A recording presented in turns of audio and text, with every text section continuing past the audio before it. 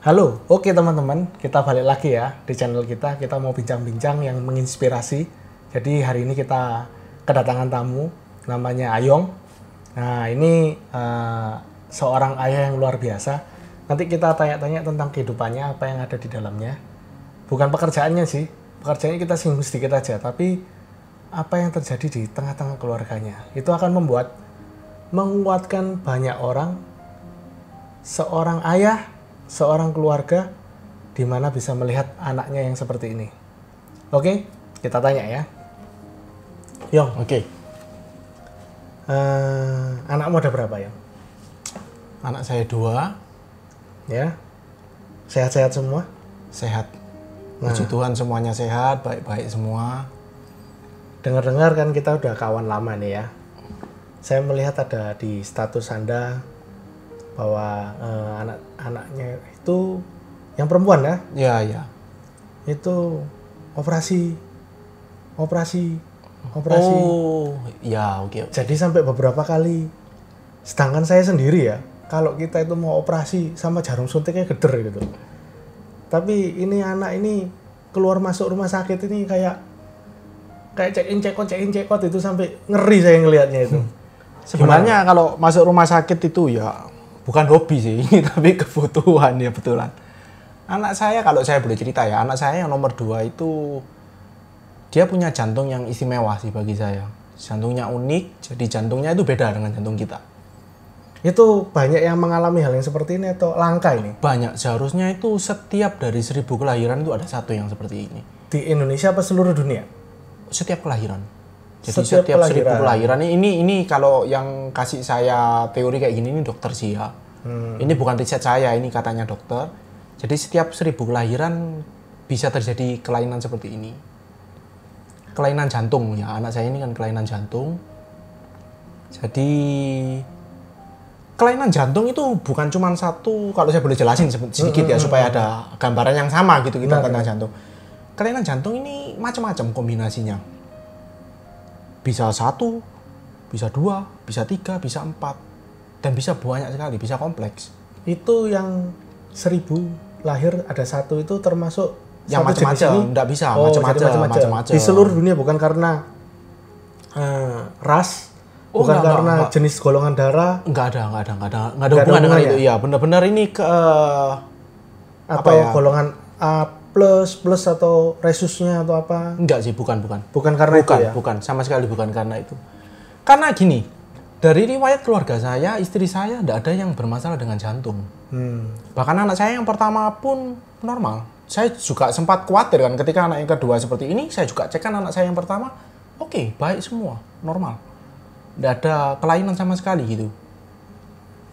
Terus taunya ini mulai kapan? Ada yang berbeda ini? Waktu lahir sudah kelihatan atau gimana? Waktu lahir itu ya kita nggak ngerti waktu itu ya. Kita tetap lahirnya secara normal, ditangani oleh dokter anak, dan dokternya sudah kasih tahu, ini cyanosis anak ini. Ada kemungkinan cyanosis, bibirnya biru. Ada biru, jadi nggak kayak bayi pada umumnya gitu. Terus dia bilang ini ada kemungkinan untuk kelainan jantung. Coba dicek lebih lanjut. Akhirnya saya bawa ke dokter lain. Dokter satu waktu itu dia melakukan imunisasi, dokternya juga kasih tahu. Ini dokter lain ya, bukan dokter anak waktu lahiran itu. Ini dokter yang lain. Dia juga kasih tahu. Ini mungkin ada kelainan jantung, jadi coba dicek lagi. Kalau menurut saya ini pasti kelainan jantung. Wah, sempat shock juga waktu itu. Apalagi anak pertama ya? Anak kedua kan. Yang kedua ini ya? Ini yang kedua, anak yang kedua. Shock juga loh. Kok bisa ya kelainan jantung? Karena dari saya kira itu turunan mungkin ya. Dari riwayat keluarga apa kok enggak ada. Akhirnya saya pergi ke dokter jantung anak, spesialis jantung anak. Juga dikasih tahu. Malah sama dia digambarin. Kan waktu itu di eko, dia lihat kondisi jantungnya, anatomi jantungnya kayak apa, dia kasih tahu kelainannya ini. Wah, kompleks juga waktu itu bagi saya. Ini tingkat kesulitannya kalau diantara 1 sampai 10 ya, dari kelainan jantung yang ada di dunia ini, kira-kira kompleksnya kayak apa ya? Nomor berapa ini? Kalau bagi saya ya, kalau skalanya ini saya dihadapkan ke saya dan saya harus baca skalanya, saya bilang 8. Karena saya punya juga teman juga, ya operasi sih, tapi sekali operasi beres.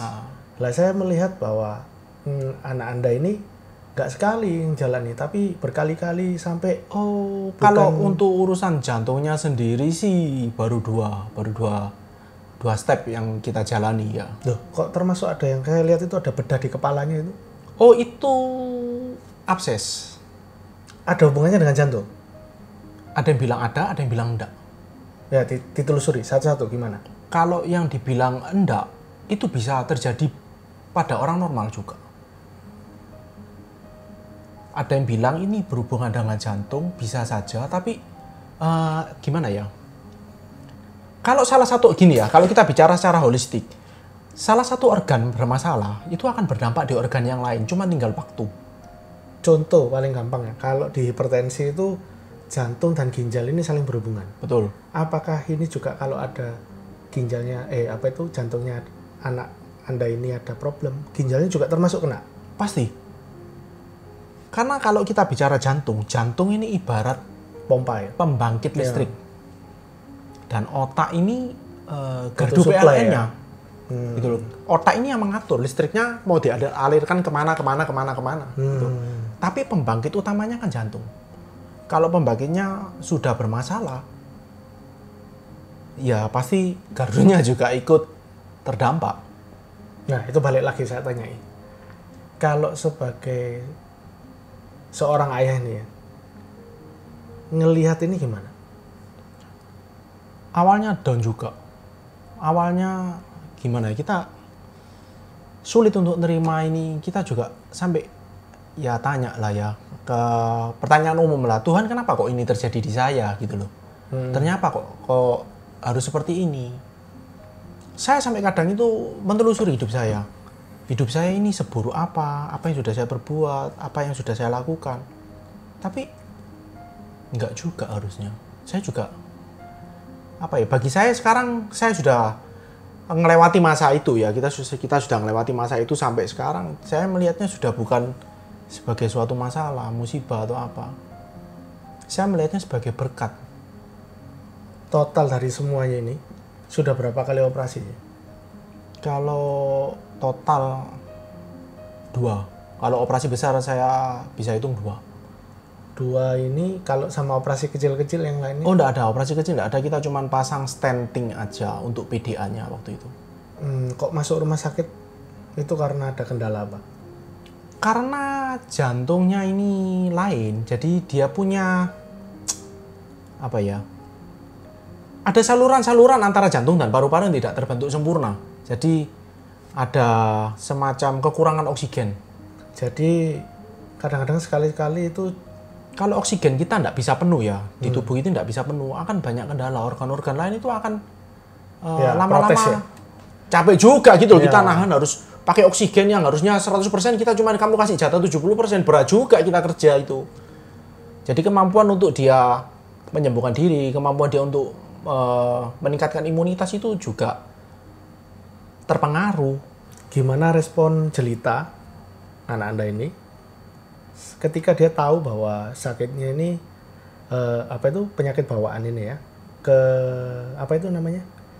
Kelainannya itu berbeda dengan yang lainnya. Apa dia nggak takut jarum suntik atau soalnya kan pasti ada seseorang itu kan berpikir pada waktu dibius, yakinkah saya ini bangun lagi? Atau apa yang terjadi di tengah-tengah operasi jantung berhenti? Apakah itu nggak pernah terlintas dalam pikiranmu atau pikiran Jelita atau Teresia? Kalau menghadapi itu ya pasti ada lah. Cuman kita ngambil keputusan yang terbaik ya. Terbaik dengan risiko sekecil-kecilnya.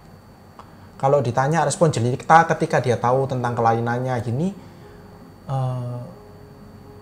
kita mulai kecil kita mendidik dia, kita memberitahu dia, kita mengedukasi dia, itu ini bukan sesuatu yang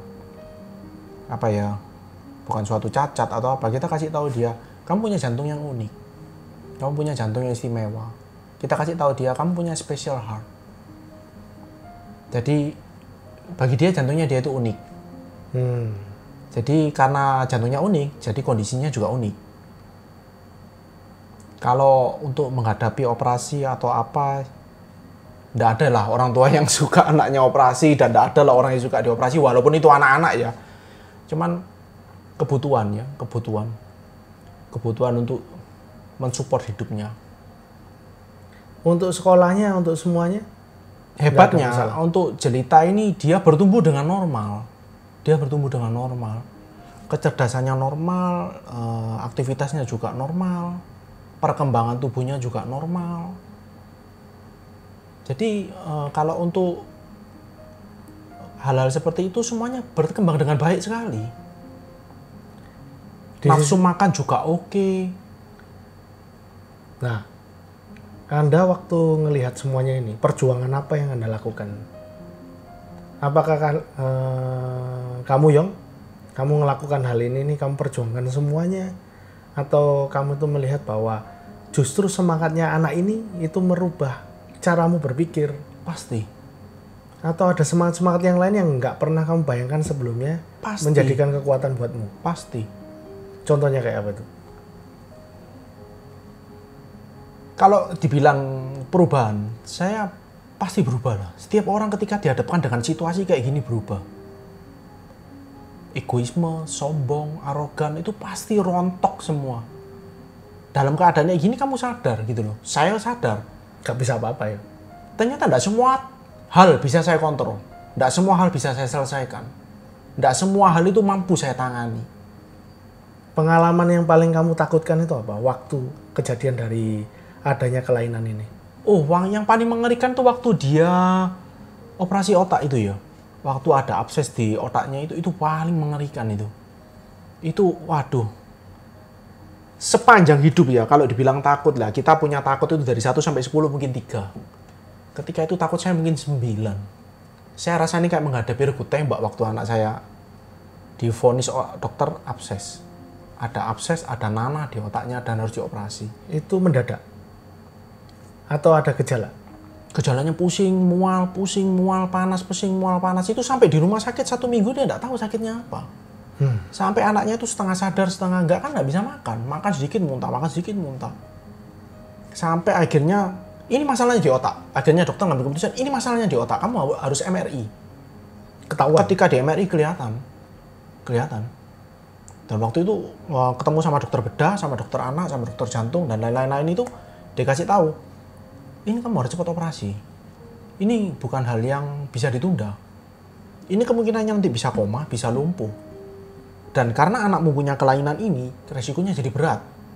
Resikonya jadi besar. Yang harusnya ini bisa dioperasi dengan resiko cuma 10-20%. Ketika anakmu terlambat punya kelainan ini, resikonya meningkat. Persentase berhasilnya cuma 60%. Nah, bilang persentase nih ya.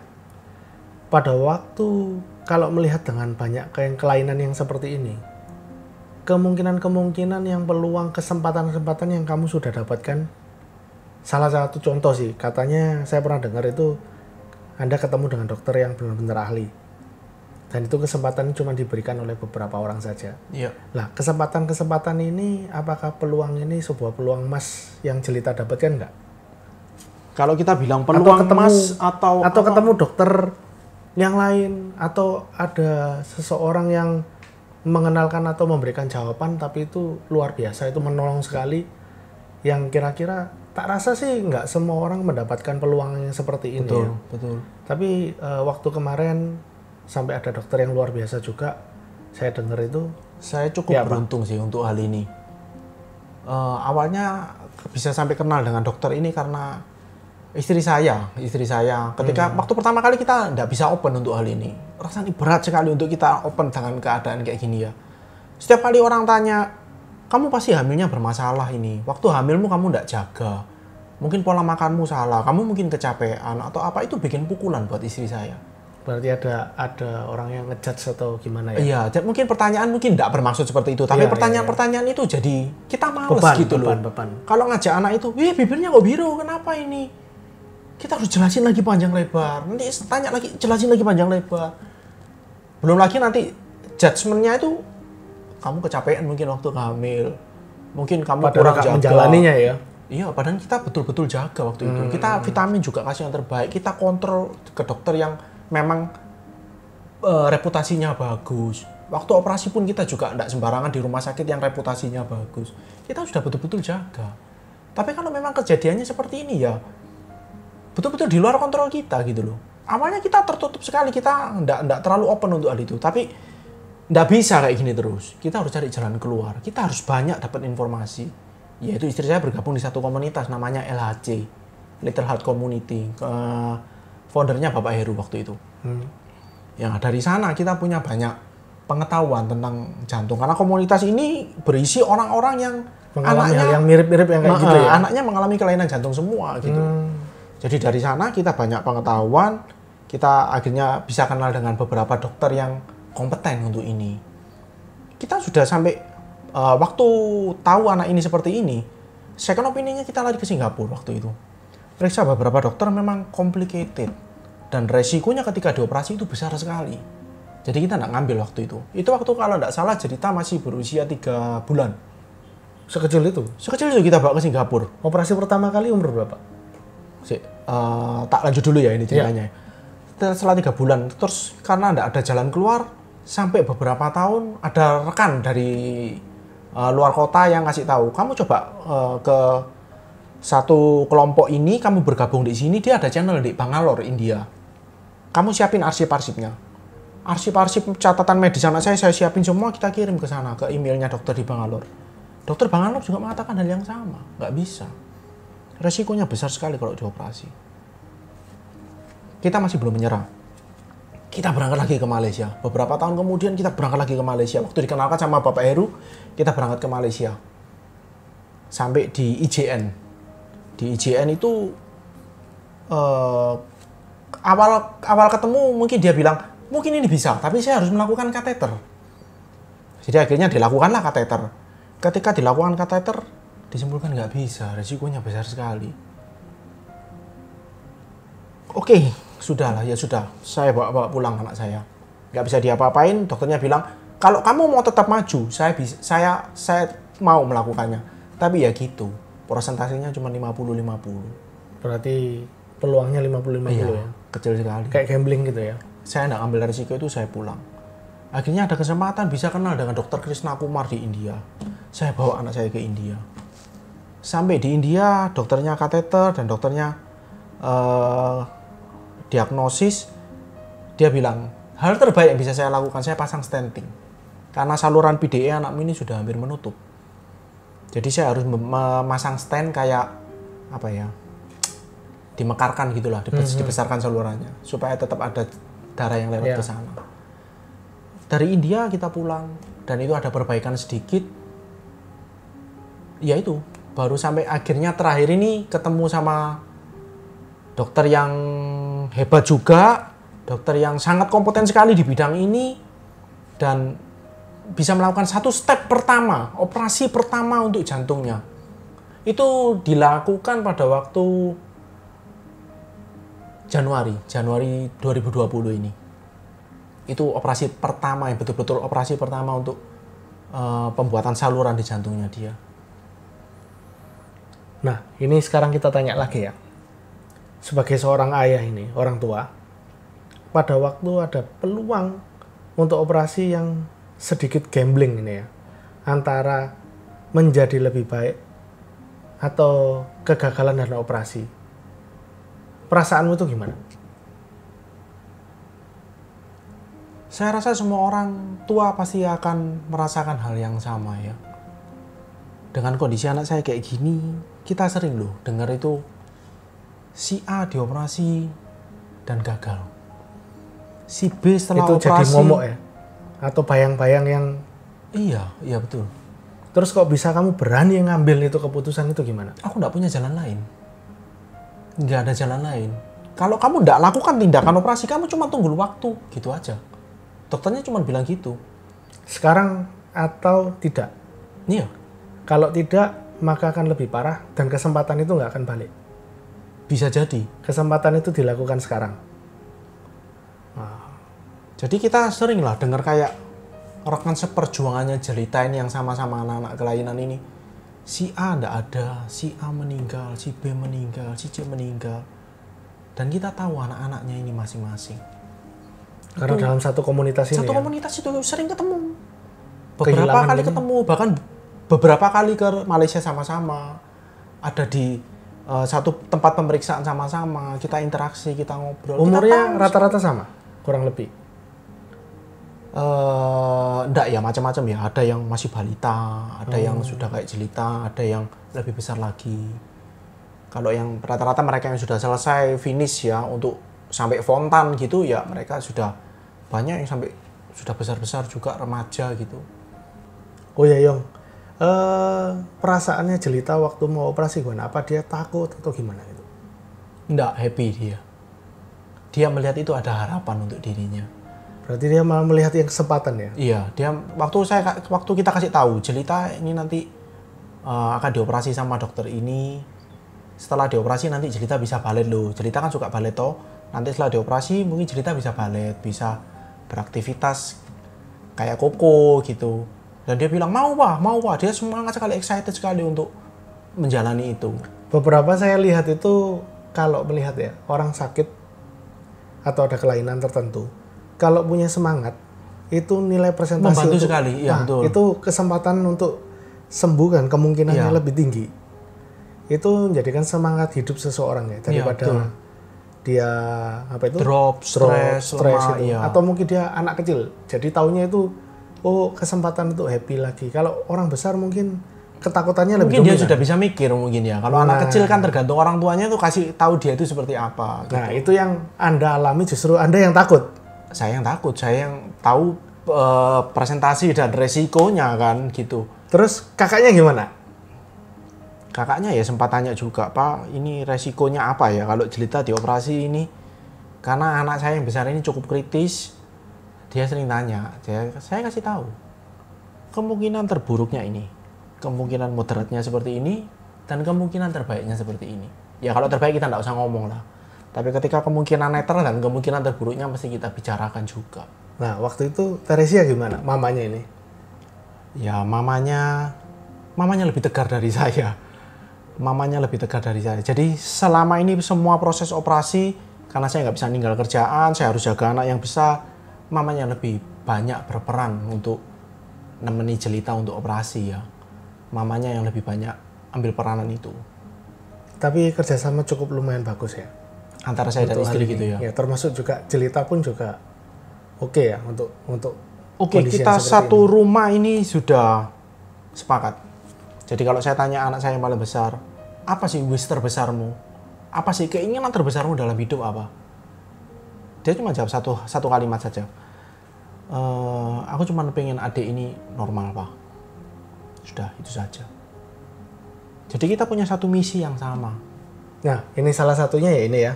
Jadi pada waktu satu misi yang sama, satu kondisi yang ini yang menjadikan kuat ya. Ini menjadikan support yang luar biasa untuk keluarga ini. Nah, sekarang boleh nih saya tanya ya.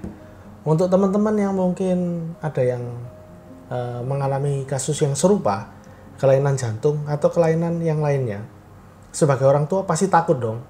Karena kita merasa sering kali orang tua itu berpikiran, andainya itu saya aja yang mengalami daripada Iya, anak betul, saya. iya. Pasti itu. Karena kita lebih berlogika, lebih main. Nah, tapi itu kan hal itu nggak mungkin terjadi kan? Nah, yang terjadi saran-saran bagi orang tua itu gimana untuk menghadapi ini? Gini, kalau ini berdasarkan pengalaman saya pribadi, kalau kita mengalami situasi kayak gini ya, memang nggak mudah, sangat nggak mudah. Ini sesuatu yang bukan ada di dalam kontrol kita ya. Punya uang belum tentu punya kesempatan. Ada kesempatan datang kita nggak punya uangnya. Operasi juga nggak murah, biayanya besar sekali, ratusan juta, dan nggak bisa dilakukan sekali. Jadi saran saya tetap optimis ya, harus tetap optimis. Kita harus satu keluarga ya, harus kompak, suami dan istri. Jangan sampai hal ini malah menjadi masalah, perpecahan, konflik. Hadapi sama-sama. Cuman itulah jalannya ya mungkin. Oke. Terbuka lah untuk untuk periksa, untuk cek, terima kenyataan, cari solusi. ya mungkin kita nggak bisa langsung dapat solusinya Ya, gitu loh. betul. Hari itu dapat solusinya, hari ini dapat solusinya nggak bisa. Mungkin lewat beberapa step sampai akhirnya saya pun melewati itu. Saya tunggu 7 tahun loh untuk kesempatan bisa ketemu sama dokter ini. 7 tahun saya harus nunggu sampai bisa ketemu dengan dokter ini dan operasinya bisa dilakukan. Untuk step pertamanya ini saya harus menunggu 7 tahun. Bukan waktu yang pendek. Kesempatan waktu operasi yang terakhir sebelum ada COVID ini ya, COVID-19. Jadi pasti akan lebih mudah juga waktu ngambil keputusan dibanding sekarang. Sekarang, iya. Sekarang kalau operasi prosedurnya lebih rumit dan juga kesempatan itu pasti akan tertutup kan kondisi ini. Kalau tertutup tidak. Kalau menurut saya tertunda ya. Karena kan nggak mungkin kan kondisi kayak gini terus-terusan kan nggak mungkin. Ya, tapi apakah Tertunda. apakah bisa bertahan? Takutnya itu untuk orang-orang yang belum menjalani operasi ini bisa jadi masalah. Pertama kayak tadi Bro bilang, orang itu harus optimis, harus positif, itu membantu sekali. Itu faktor pertama. Faktor kedua, keterlambatan ini yang seringkali mematikan. Jadi Terlambat ditangani mengambil ini keputusan mematikan. Iya, juga. betul. Banyak anak itu masuk ke ruang operasi, dia ambil keputusan untuk operasi itu ketika sudah kondisinya sudah nggak baik. Lah pada waktu Anda menunggu 7 tahun ini, apakah juga ini juga menunda juga? Atau waktu itu Anda belum berani untuk mengambil Bukan. kondisi ini? Kita sudah coba kan tadi dari awal saya sudah cerita. Kita ketemu dokter A, dokter B, saya ke India, saya ke Malaysia, saya ke Singapura. Saya juga di Indonesia. Kita lakukan ini semua, cuman belum ketemu jalannya gitu. Sudah satu pasti kita jalan ya? Beberapa dokter nggak berani, tapi satu dokter ini dia berani karena memang dia pakar ya, dia master untuk ini, dia bisa kalau dengar infonya dari yang lain-lain dia bisa memodifikasi jantung. Dan banyak pasien yang ditangani dia itu angka mortalitasnya itu sedikit sekali gitu loh. Jadi tingkat kegagalannya itu kecil sekali. Kita memutuskan berani wis. Dengan segala resikonya ya? Dengan segala resikonya. Oke, dari sini kita lihat ya bahwa adanya kesepakatan dari keluarga ini juga dan optimis. Seringkali kalau kita yang nggak mengalaminya, yang sama kayak saudara Ayong ini kita ngomong, sudahlah kita optimis saja, itu gampang. Tapi kalau bagi Ayong yang sudah mengalaminya dan dia bilang optimis, percayalah bahwa keajaiban itu ada. Tapi waktu kapan kita mungkin nggak pernah tahu. Tapi suatu saat pasti ada jawabnya. Itu saja sih. Oke. Subscribe ya kalau ada pertanyaan tentang ada permasalahan untuk kendala dari kelainan jantung ataupun juga untuk bertanya apa yang dihadapi dan juga perasaan apa yang berkecamuk yang ada di saudara Ayong, mungkin bisa tulis di bawah, teks yang di bawah, bisa bertanya. Nanti kita akan ada kasihkan jawaban dan juga sekali lagi subscribe ya supaya kita juga ada rutin-rutin, ada kegiatan yang lainnya. Kita ada muncul-muncul tayangan-tayangan berikutnya yang menjadi yang lebih luar biasa. Oke.